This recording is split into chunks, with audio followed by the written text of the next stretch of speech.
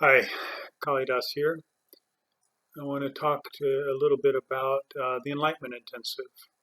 I've talked about Zen meditation and the Enlightenment technique, and basically this is where I've learned it was in the Enlightenment Intensive, and so I promised that I would talk about that. So here you go.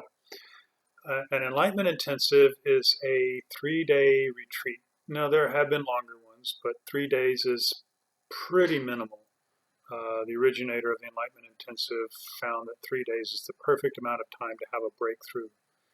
So anyway, the Enlightenment Intensive is designed to actually have a breakthrough and into enlightenment. That's why it's called enlightenment. And it's intensive because it's 3 days. It's very intense. You focus on nothing but enlightenment for 3 days. And that's 72 hours straight, day and night. And it works. I'm here to testify that it works. I've taken and staffed and given well over 100 intensives I've been involved in, including a 2-week intensive. So I know a little bit about them. And in the intensive, what you do is you do the enlightenment technique that I've talked about. So go back and watch that video if you want to know a little more about that. But briefly, it's focusing on yourself or life or other. And so that there are 4 basic questions. Who am I? What am I? What is life? What is another? And in that reflective meditation, you are constantly focusing on whatever your focus is. You pick one and you stick with it for the 3 days, or unless you have a breakthrough, you can change your question if you had a breakthrough. So the format is dyads. You'll be doing dyads in an Enlightenment Intensive. Now, a dyad is 2 people working together. They'll sit across from each other at a comfortable distance, and you'll take turns. And the turns are 5 minutes, or just slightly less than 5 minutes. But you'll take 5-minute turns contemplating and communicating, or listening while your partner contemplates and communicates. So the dyad starts out, and there are, on the second day, there are, I think, 12, maybe 13 dyads done during the day, and they're 40 minutes each, with each person having 4 turns, obviously. 4 turns, 8 turns. Whatever that works out to, I'm not going to do the math, but right now, but anyway, it flows very well. So you start by one person will say, tell me who you are, or whatever your instruction is. And then just sit and listen and do absolutely nothing. Just listen, be present, receive what your partner's saying, just being there for them. And basically being a Zen master. So it teaches you to be a Zen master. That's what a Zen master does. They just receive what the student says. That's their job. The contemplator does the enlightenment technique, does that contemplation where they focus on themselves. They contemplate, who am I that's sitting here? Who am I that's feeling this? Who am I that's whatever is their experience? And whatever comes up in their mind as a result of that, they'll communicate it. They'll say that to their partner. Oh, who I am is I'm just sitting here and I'm feeling a little uncomfortable. So what that does is and that's a very superficial communication, and that's what happens in the first part of the intensive. The communications are very superficial, tend to be anyway. And once those get out of the way, they get a little deeper. So what's happening is that as you communicate that to another, as that is received, it is removed. It's removed out of the way so that you can go deeper and deeper and deeper. It's like peeling the layers off of an onion. You're constantly removing different pieces. You're removing deep layer after layer after layer until there is nothing left between you and the absolute truth. So another way of looking at this is it's like drilling a hole. You're constantly working through whatever the barriers are until you get to the center. And at that center, that's where you have that opportunity to have the direct experience. And a direct experience is an enlightenment experience. It's an experience of union. It's an experience of no separation between you and that which you are contemplating. So if you're contemplating yourself, there is no longer a separation between the one contemplating and that which you are contemplating. That separation ceases to be. So you can get a feel for that now if you just contemplate yourself. Just put your attention on you, what you most appear to be in the moment right now. And so you see, if you did that, you'll notice that you are contemplating something over here, something else. That's the separation. And as that separation gets smaller and smaller and smaller, eventually you're right there up against it, but there's still a little bit more. And that little bit more is a leap of faith that happens. It's the jumping into the abyss, as Carlos Castaneda called it. There's a lot of different people that have talked about this leap of faith, this giving up of self. You have to give up. You have to surrender. There's a surrender that happens. And if you've never surrendered deeply before, it's harder to do. And so that's what happens. Once you have that surrender, once you give up completely, and how to do that, there is no how. You just do it. Ultimately, you just do it. And there are some teachers that teach, that's all they teach. They teach just do it. They don't tell you how to get to the point of just do it. They just say just do it. And that works, but it takes longer. In the Enlightenment Intensive, you actually set up. You're set up to that place. It's the whole thing is a setup. It's a setting you up to where you can do that, where you can actually jump and get that and have that direct experience. Direct meaning no, by no means, and direct meaning by no separation. So there is no way to do that. And when in this process, another thing to mention in this process, very important to know, you will come upon a crisis. And a crisis is defined as not thinking it is thinking that it is not possible to do this. There's no way. There's no way I can do this. I can't get through. It's impossible. There's no possibility. What are they talking about? This cannot happen. It cannot be.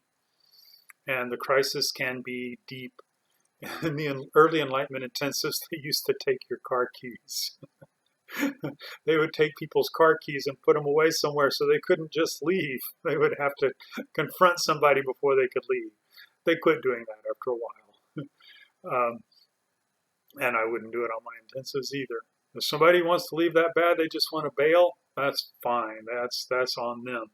But really, knowing that there's a crisis, knowing that you're going to come up on that place where you don't think you can go on anymore, is half the battle. Well, maybe a quarter of the battle.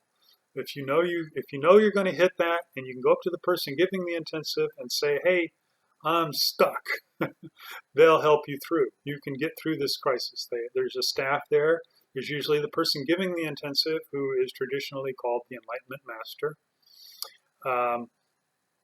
There are usually there's a senior monitor. There are different monitors, and the senior monitor is the one that you want to talk to the most about the technique. And it depends on how big the intensives are. There might be more than one senior monitor, but usually one senior monitor will be your monitor.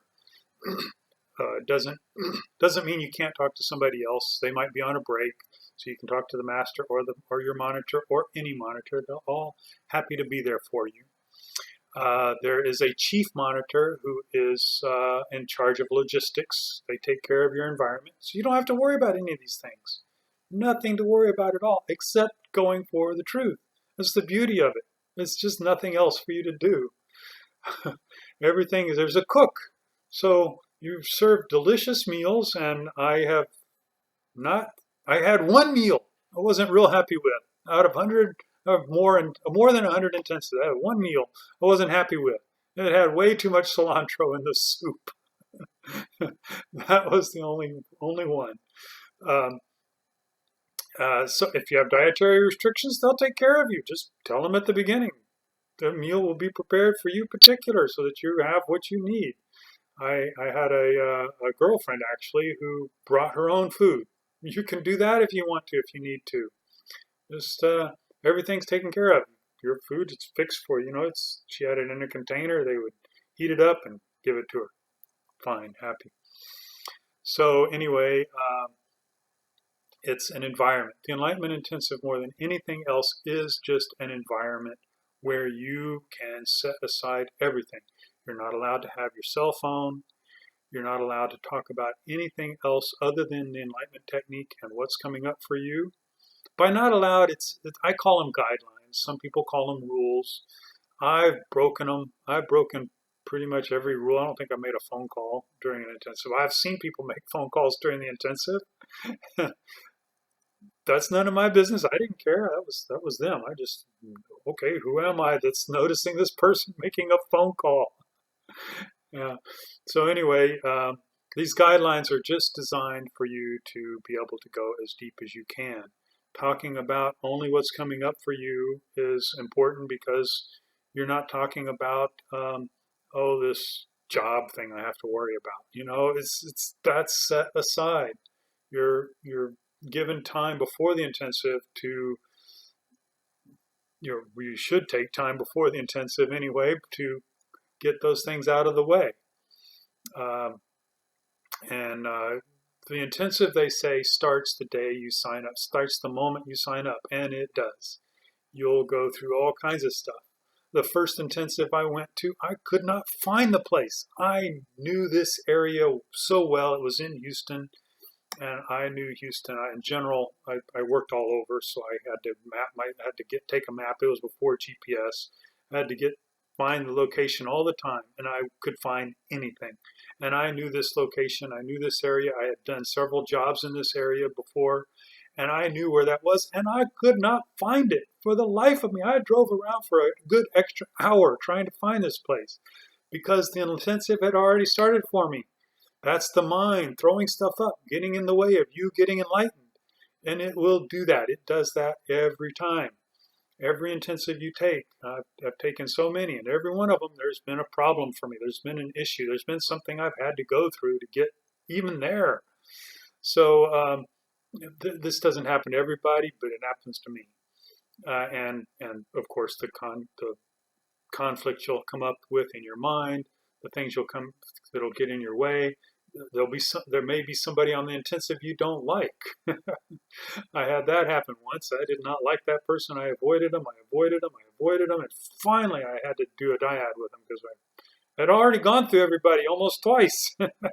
So I sat down and had the best dyad of my life. It was really incredible what I got through because he reflected me.